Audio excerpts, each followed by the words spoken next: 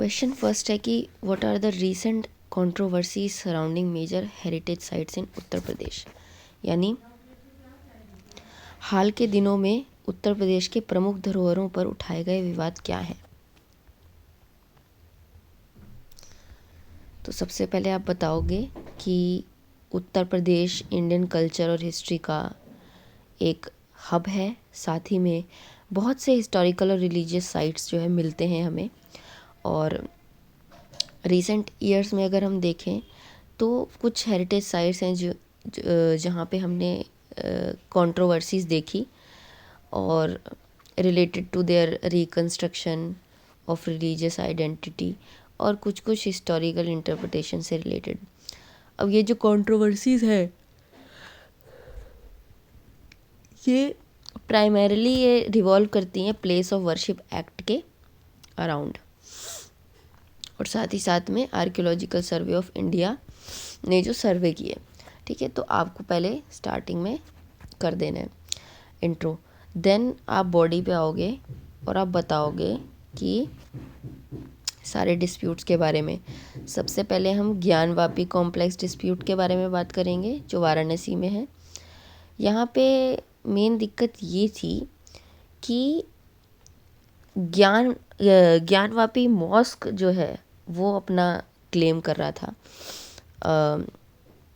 और ये जो है आदि विश्वेश्वर टेम्पल था उसको एंशिएंट टाइम में तो उसको डिमोलिश करके इन्होंने यहाँ बनाया था। तो 2024-25 में आर्कियोलॉजिकल सर्वे ऑफ इंडिया की रिपोर्ट थी, उसको पब्लिक किया गया और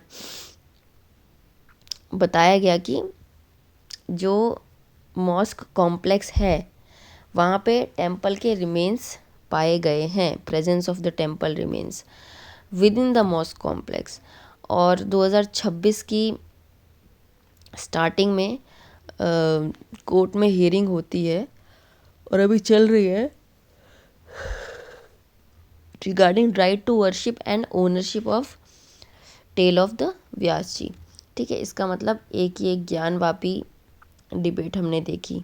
सेकंड पे हम शाही ईदगाह और श्री कृष्ण जन्मभूमि मथुरा, इसमें क्या दिक्कत थी कि जो हिंदू साइड था वो क्लेम कर रहा था कि जो शाही ईदगाह मॉस्क है ये ऐसी ज़मीन पे बनाया जा रहा है, ऐसे ज़मीन के हिस्से पे बनाया गया है जहाँ पे एंशंट केशव देव टेम्पल होता था जो राजा वीर सिंह देव ने बनवाया था।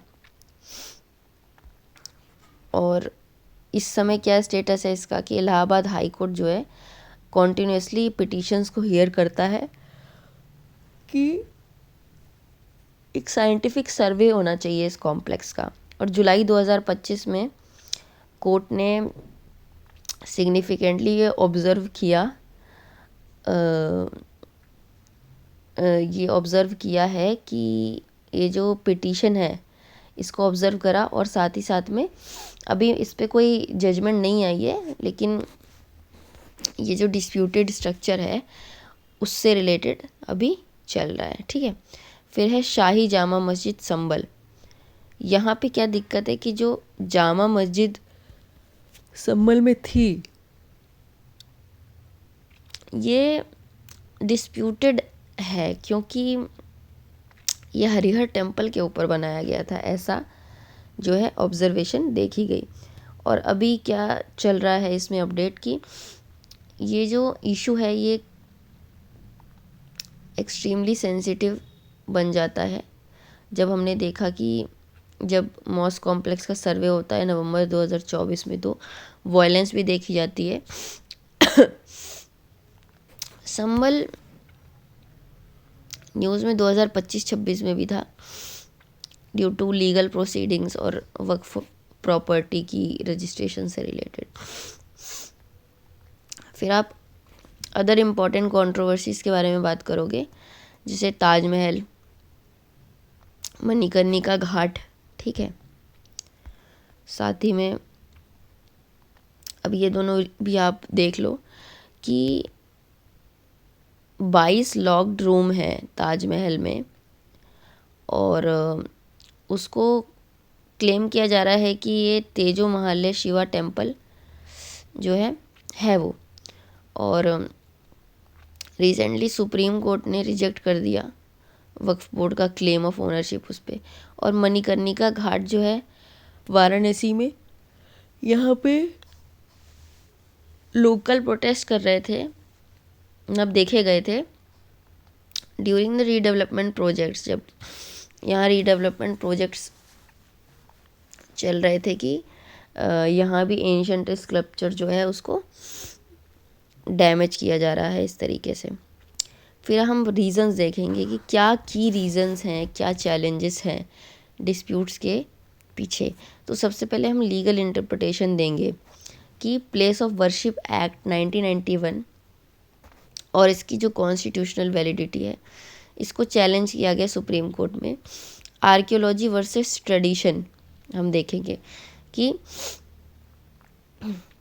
रिकंसाइल करना साइंटिफिक एविडेंस को और हिस्टोरिकल ओरल ट्रेडिशन से ये चैलेंज हो जाता है। फिर कम्युनल हार्मनी के बारे में बात करेंगे, यानी सांप्रदायिक सौहार्द। The politicisation of this disputes often poses concerns, ठीक है, लॉ एंड ऑर्डर के लिए बहुत बड़ा कंसर्न हो जाता है, ठीक है, सोशल हार्मनी को भी डिस्टर्ब करता है। फिर हम इसको कंक्लूड कर देंगे कि ये जो उत्तर प्रदेश की धरोहरों पर उपजे ये विवाद हैं, है ना, जैसे अतीत के गौरव और साथ में वर्तमान की न्याय व्यवस्था के बीच एक जटिल संतुलन की मांग करते हैं। यानी कि हमें उत्तर प्रदेश की जो हेरिटेज डिमांड है और उसका जो ग्लोरी है पास्ट का, उसके बीच में एक बैलेंस बनाने की ज़रूरत है, ठीक है।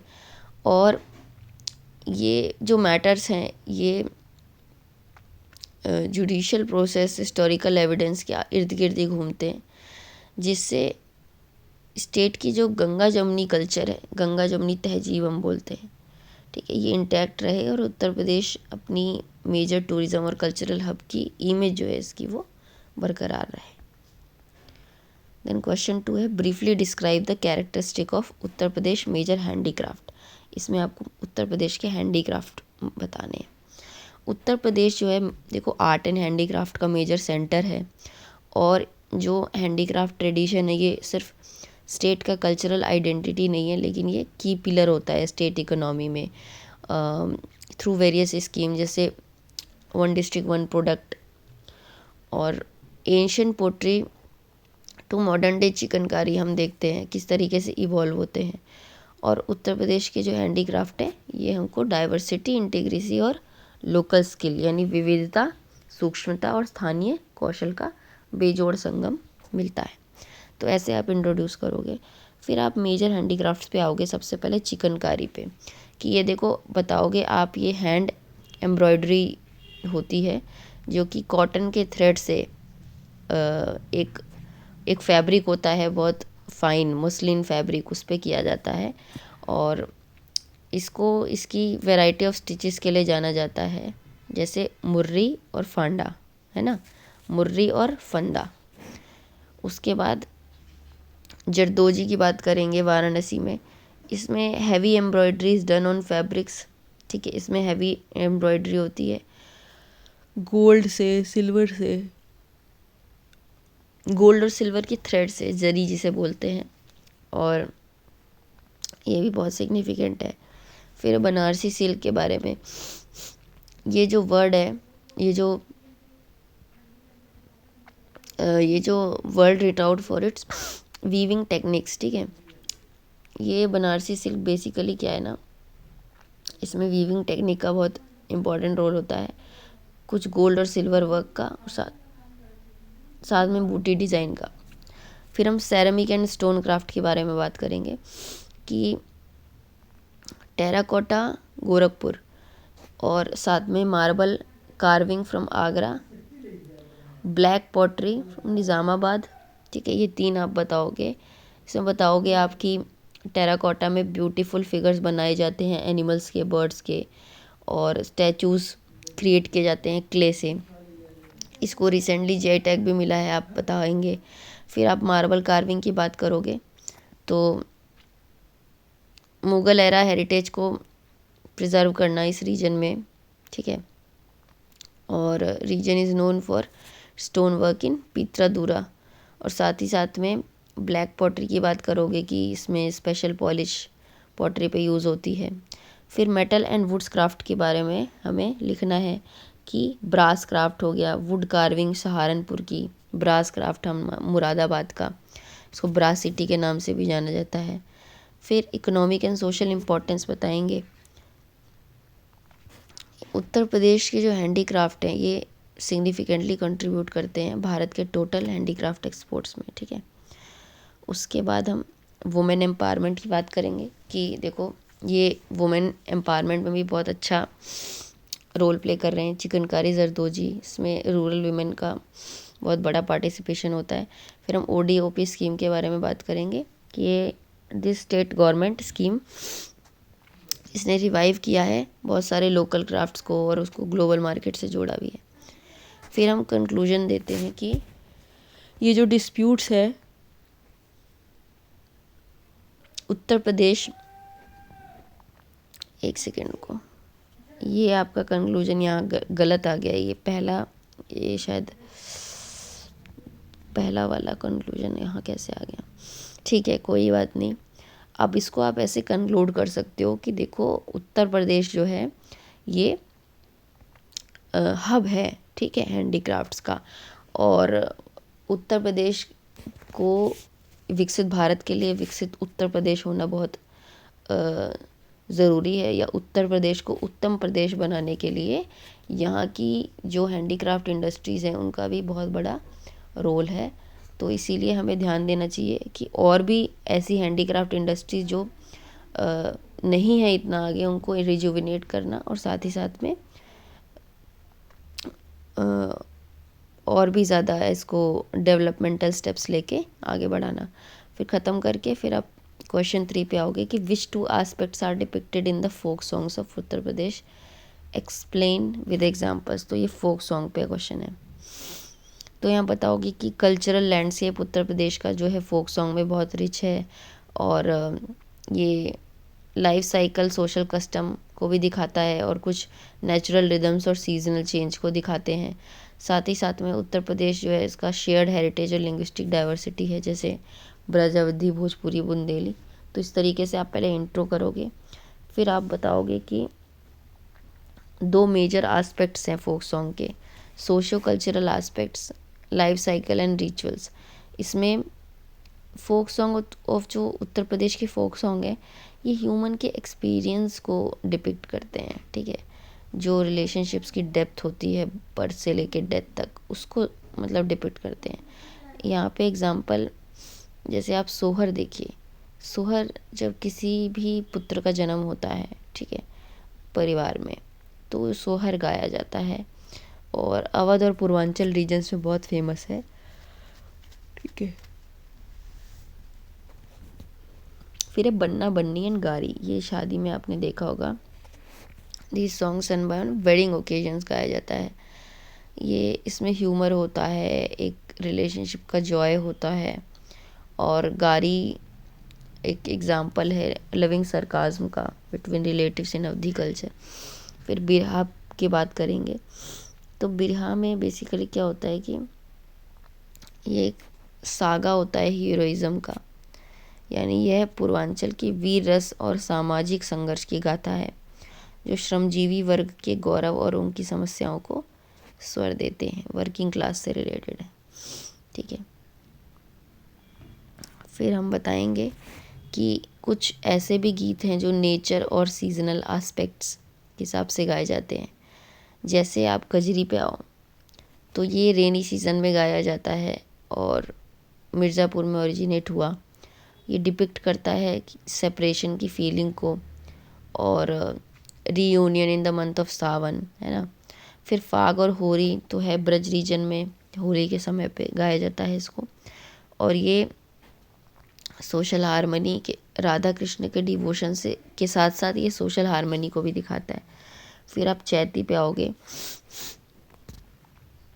इसको चैत्र के मंथ में गाया जाता है और ये जो सॉन्ग्स हैं ये डिपिक्ट करते हैं changes in the nature and love, ठीक है। फिर आप ब्रज रीजन की बात करोगे तो यहाँ मेजर फोक सॉन्ग रसिया है, होरी है, और ये जो सॉन्ग्स हैं ये डोमिनेटेड होते हैं किससे, डिवोशन से, रोमांस से, प्राइमरीली बेस्ड होते हैं राधा कृष्ण के लव पे, क्योंकि ब्रज रीजन है तो वहाँ पे यही है। फिर है अवध रीजन, यहाँ पे सोहर, संस्कार गीत ये सब गाया जाता है, और ये डीप इन्फ्लुएंस दिखाते हैं फैमिली वैल्यूज़ का। देन पूर्वांचल रीजन पे आएंगे तो मेजर फोक सॉन्ग जैसे Birha, Kajari, characteristic these songs beautifully depict hard work, ठीक है, यानी कि ये जो है प्रकृति के साथ मानवीय जुड़ाव को खूबसूरती से दिखाते हैं, ठीक है। और बुंदेलखंड रीजन पे हम आएंगे तो यहाँ पे देखो आल्हा है जो मेजर फोक सॉन्ग है, इसको गाया जाता है। फिर कैरेक्टरिस्टिक्स देखेंगे कि it powerfully depicts heroism and historical tales of bravery. फिर आप इसको कंक्लूड करोगे कि देखो फोक सॉन्ग जो उत्तर प्रदेश के हैं ये उत्तर प्रदेश की कल्चरल कॉन्टिन्यूटी को दिखाते हैं, और इन्होंने जो ट्रेडिशंस हैं, रिचुअल्स हैं, है ना, उनको अलाइव रखा हुआ है, while also defining humanity's inextricable connection, यानी प्रकृति के साथ मानव के अटूट संबंध को भी परिभाषित किया। और इन सॉन्ग्स को, फोक सॉन्ग्स को प्रिजर्व करना बहुत ज़्यादा ज़रूरी है, ना सिर्फ टूरिज़्म को प्रमोट करने के लिए, लेकिन उत्तर प्रदेश के जो यूनिक रीजनल आइडेंटिटी है उसको कंटिन्यू करने के लिए, ठीक है। फिर हम क्वेश्चन 4 पे आते हैं कि in which temple style is the Ram temple currently being built in Ayodhya, मतलब नगर स्टाइल के बारे में आपसे पूछ रहा है, ठीक है। हाईलाइट करना है आपको की features of the temple style. तो the newly constructed Shri Ram Janmabhoomi temple in Ayodhya is an outstanding examples of Indian architecture, ठीक है। आप बताओगे कि कैसे ये एग्जाम्पलरी एग्जाम्पल है, ठीक है। फिर ये जो टेम्पल है इसको बिल्ड किया गया था नगर स्टाइल में, और ट्रेडिशनल टेम्पल जो है कंस्ट्रक्शन स्टाइल नॉर्थ इंडिया का है, ठीक है। और इसी तरीके से आप इसको इंट्रोड्यूस करोगे। देन आप बॉडी पे आओगे कि की फीचर्स क्या होंगे नगर स्टाइल के, तो आप बताओगे कि इसमें पंचायतन के एलिमेंट्स देखने को मिलते हैं, शिखर के मिलते हैं, आर्किटेक्चरल स्ट्रक्चर शिखर एंड गर्भगृह। तो टेम्पल का जो मेन अट्रैक्शन होता है वो इस टावरिंग स्पायर होता है, और नगर स्टाइल में देखा जाए तो मेन जो स्पायर होता है, यानी कि ये देखो मंदिर का मुख्य आकर्षण इसका गगनचुंबी शिखर है, ठीक है, हिंदी में। और साथ ही साथ में नगर शैली के अनुरूप गर्भगृह यानी कि जो सैंक्टम होता है इसके ठीक ऊपर मुख्य शिखर स्थित होता है, ठीक है। और राम टेम्पल इसके 5 मंडप होते हैं, डांस, कलर, असेंबली, प्रेयर और कीर्तन मंडप, ठीक है। फिर हम रेस प्लेटफॉर्म की बात करेंगे, यानी ऊंचा चबूतरा। तो Nagar style temple are built on raised platform, ठीक है, कॉल्ड अ जगाती। मेरा ना गला बहुत ज़्यादा ख़राब है और मतलब हालत नहीं है गले की बिल्कुल भी बोलने वाली, तो इस वजह से मैं काफ़ी स्लो भी हूँ, और साथ ही साथ में थोड़ा आवाज़ में भी प्रॉब्लम है, तो आप उसको प्लीज़ अवॉइड करना, और थोड़ा ना 2x या 1.5x पे सुनना, टाइम भी बचेगा आपका क्योंकि तबीयत थोड़ा डाउन है। फिर unlike the South Indian Dravidian style they lack large boundary walls और गोपुरम्स। तो आप बाउंड्री वॉल्स और गोपुरम्स के बारे में बात करोगे। फिर construction material and techniques, zero use of iron. तो iron was not used in the construction of temple, नहीं यूज़ हुआ है, ठीक है। और इससे पता चलता है कि ये लॉन्गिविटी होगी इसकी 1000 ऑफ ईयर्स की। साथ ही साथ में कॉपर शीट्स यूज़ हुई हैं, है ना, स्टोन्स को जोड़ने के लिए। कार्विंग्स एंड पिलर्स, तो ये टेम्पल जो है इसमें टोटल 392 पिलर्स हैं, 44 डोरवेज हैं, और each pillar is intricately carved with deities, सब में डाइटीज़ वगैरह कार्व्ड आउट हैं, ठीक है। और गुप्ता और चंदेला स्टाइल ऑफ आर्ट ही है एक तरह से ये। फिर की फीचर्स देखें तो amalaka and kalash, the top of shikhara features a circular structure called an amalaka topped by a kalash, ठीक है। Pradakshina path, a covered circumambulatory path surrounds the temple, an essential feature of Nagara style, ठीक है। इसकी बात करोगे। फिर हम कल्चरल टूरिज़्म पे आ जाएंगे कि देखो टेम्पल ये उत्तर प्रदेश के रिलीजियस टूरिज़्म सर्किट का बहुत बड़ा एक सेंटर बन चुका है और इसके पास पोटेंशियल है, ठीक है। इसमें चैलेंजेस नहीं आए क्या? चैलेंजेस नहीं है तो इसमें एक चैलेंज मैं आपको बता देती हूँ कि रिसेंटली जो टूरिस्ट आए थे, है ना, तो मतलब डेटा था, वो एग्जैक्ट डेटा आप इसको देखना, तो उसमें जो है ताजमहल में सबसे ज़्यादा आए हैं और राम मंदिर में उसके बाद आए हैं। और मोस्टली जो ताजमहल में मैक्सिमम जो है ये जो फॉरेन विजिटर्स होते हैं, टूरिस्ट, वो विज़िट करते हैं और डोमेस्टिक ज़्यादा राम मंदिर में करते हैं। तो राम मंदिर को इस तरीके से आप हब बनाओ कि इंटरनेशनल टूरिस्ट भी वहाँ पे विज़िट करें, उनका नंबर इंक्रीज़ करें, ठीक है। इस तरीके से आप कुछ पॉइंट्स उसमें आप लिख सकते हो कि कहाँ कहाँ भी प्रॉब्लम आ रही। फिर आप इसको लोकल एम्प्लॉयमेंट से जोड़ोगे, ठीक है। Brand UP, global tourism hub और कल्चरल टूरिज़्म आपको थोड़ा एक्सप्लेन करना है। फिर आप कंक्लूड इसको करोगे कि देखो जो अयोध्या का राम मंदिर है केवल पत्थरों का ढांचा नहीं है बल्कि उत्तर प्रदेश की नागर शैली का आधुनिक पुनरुद्धार है। ये स्थापत्य कला और आधुनिक इंजीनियरिंग जैसे भूकंपरोधी तकनीक का बेजोड़ संगम है। उत्तर प्रदेश सरकार की नव्य अयोध्या परिकल्पना, अब ये आप इम्पोर्टेंट है, के अंतर्गत यह मंदिर राज्य के सांस्कृतिक गौरव और आर्थिक विकास का इंजन सिद्ध होगा, ठीक है। तो इसी तरीके से आपको कंक्लूड करना है।